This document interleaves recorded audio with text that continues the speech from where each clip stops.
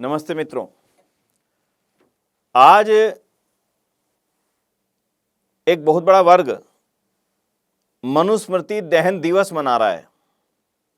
आज ही के दिन यानी 25 दिसंबर 1927 को दलितों के मसीहा और इस देश के नेता, दलित चिंतक, विचारक, संविधान के निर्माता की जो समिति थी उसके अध्यक्ष, समिति के अध्यक्ष बाबा साहब भीमराव जी अंबेडकर ने मनुस्मृति का दहन किया था। और उसी की स्मृति में लगातार इतने सालों से मनुस्मृति को जलाया जाना एक फैशन सा बन गया। जो जला रहा है उसने कभी नहीं सोचा कि क्यों जला रहा है। उसने सुना इसको जलाया जाना चाहिए। क्यों जलाया जाना चाहिए? क्योंकि अंबेडकर जी ने जलाया था।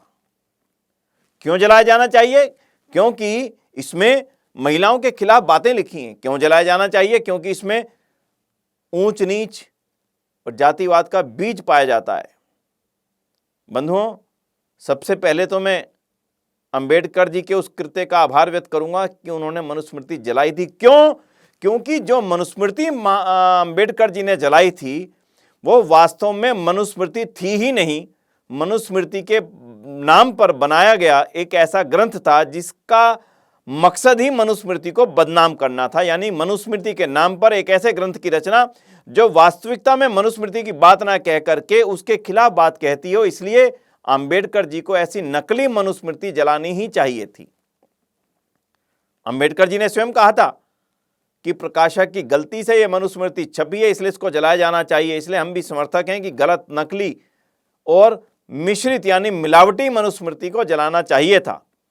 लेकिन बंधुओं, इसी के साथ साथ आज जो असली ग्रंथ ऐसे हैं जिनमें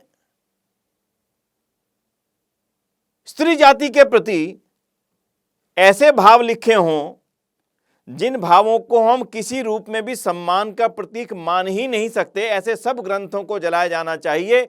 चाहे किसी ग्रंथ में लिखा हो मनुष्यों की खेती है महिला, यानी कि महिला को एक खेती के रूप में बता दिया कि जनने वाले, केवल बच्चों को जनने वाली मशीन के रूप में, खेती के रूप में बता दिया गया। ऐसे सभी ग्रंथों को जलाया जाना चाहिए। लेकिन बंधुओं, यदि आप मनुस्मृति की बात करें तो मनुस्मृति एक ऐसा महान ग्रंथ था जिसके अंदर यत्र नार्यस्तु पूज्यन्ते रमन्ते तत्र देवता नाम का कितना सुंदर भावार्थ लिखा था। आप कल्पना करके देखिए, क्या यह मनुस्मृति जलाए जाने योग्य है? मैं समझता हूं कि हमें अपनी आंखों से पर्दा उठाना चाहिए।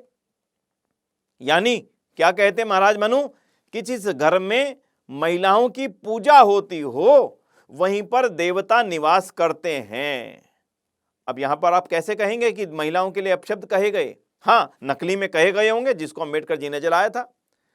और जहां तक मैं कहूं जातिवाद के बीज बोने वाली बात, तो बंधुओं मैं इतना निवेदन करना चाहूंगा, केवल मनुस्मृति में लिखे हुए संविधान का ही एक प्रभाव संभव है कि आज दलित उच्च से उच्च वर्ग पर जाने में सक्षम हो सकता है। क्यों? क्योंकि मनुस्मृति ये आह्वान करती है कि प्रत्येक मनुष्यों को अपनी ऊर्जा अर्जित करके, ज्ञान अर्जित करके ऊंचे से ऊंचे पदों पर बैठने का अधिकार है। और ये बातें केवल मनुस्मृति में लिखी हैं। आज ऊंचे पदों पर जाने के बाद भी ये हमारे देश का दुर्भाग्य है, हमारी हिंदू जाति का दुर्भाग्य है कि ऊंचे से ऊंचे पदों पर पहुंचने के बाद भी जातिगत व्यवस्था के चलते हम निम्न ही बने रहते हैं।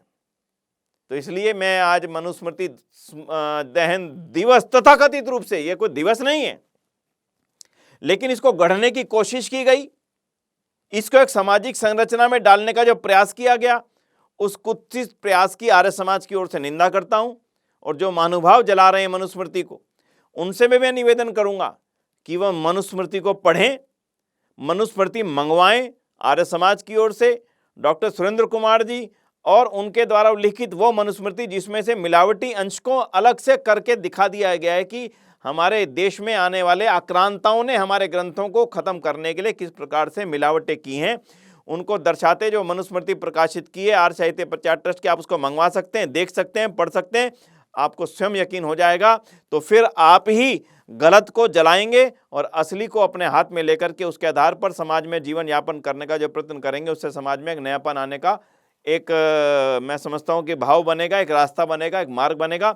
इसलिए मैं पुनः इसी निवेदन के साथ में कि महर्षि मनु ने मनुष्यों के जीवन को उन्नत बनाने की दृष्टि से मनुस्मृति की रचना की थी, इसकी सच्चाई को हम सब लोग जानें, उसी के बाद में इसके बारे में जो कुछ निर्णय करना चाहें करें। इन्हीं शब्दों के साथ में आप सभी का बहुत बहुत आभार, धन्यवाद।